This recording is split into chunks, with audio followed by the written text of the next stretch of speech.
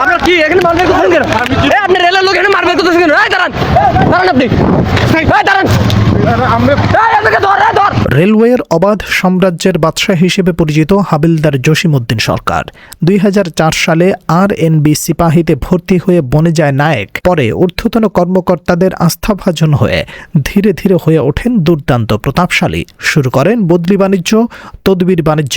পরে হাবিলদার বনে যাওয়ার পর হয়ে ওঠে আরও বেপরোয়া। ২০২১ সালে তাকে পদায়ন করা হয় আরএনবি পাহাড়তলী কারখানার হাবিলদার পোস্টিং হিসেবে। ওয়ার্কশপ এলাকায় চোর সিন্ডিকেট থেকে টাকা নিয়ে অপকর্মের সুযোগ দেয়া সহ নানা অপকর্ম করে সর্বশেষ চুরি করা মাল নিয়ে যাওয়ার সময় স্থানীয় জনতা তাকে ধাওয়া দিলে সেই ভিডিও সামাজিক যোগাযোগ মাধ্যমে ভাইরাল হলে তাকে শাস্তির আওতায় না এনে উল্টো সিজিপিওয়াই হাবিলদার হিসেবে পদায়ন করা হয়। সেখানেও থেমে থাকেনি তার অপরাধের মাত্রা।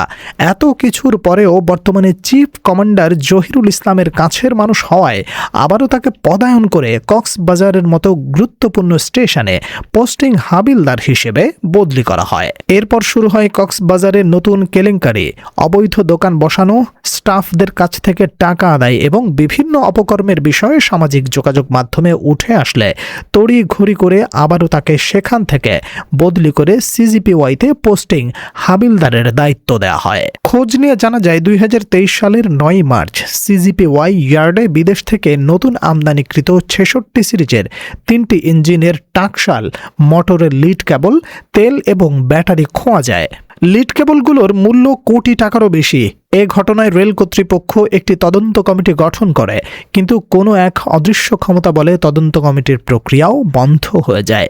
এই ঘটনা সামাজিক যোগাযোগ মাধ্যমে উঠে আসলে আবারও তাকে আখাউড়া রেল স্টেশনে বদলি করা হয়। সম্প্রতি আওয়ামী ফ্যাসিস্ট সরকারের আস্থাভাজন এই হাবিলদার বর্তমানে চিফ কমান্ডার জহিরুল ইসলামের কাছের মানুষ হওয়ায় তাকে আখাউড়া থেকে চট্টগ্রাম সিআরবিতে সংযুক্ত করা হয়। সিআরবিতে যোগদান করে চিফ কমান্ডের আরেক আস্থাভাজন হিসেবে পরিচিত হাবিলদার আবদুল্লাল নোমানকে তার সিন্ডিকেটের সংযুক্ত করে নগরীর পাহাড়তলী স্টেশনে যাওয়ার পায়তারা চালাচ্ছেন। এ বিষয়ে জানতে হাবিলদার জসিমের মুঠোফোনে বেশ কয়েকবার চেষ্টা করেও পাওয়া যায়নি।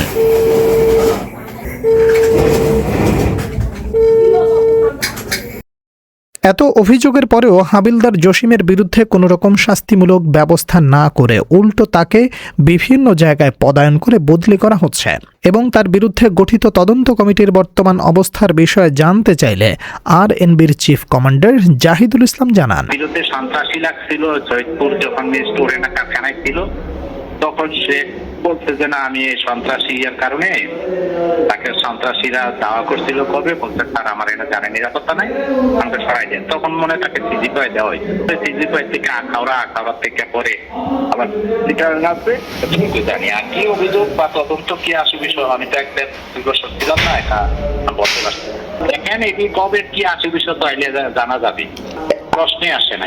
যদি একজনের পরিচয় দিতে পারলে যে সঠিক হলো এরকম না, আসে না সে আমার আত্মীয় স্বজন না কিছু না, অন্যান্যরা যেরকম স্টাফ আরএনবির স্টাফ সেও আমার এরকম স্টাফ। Desk report 24।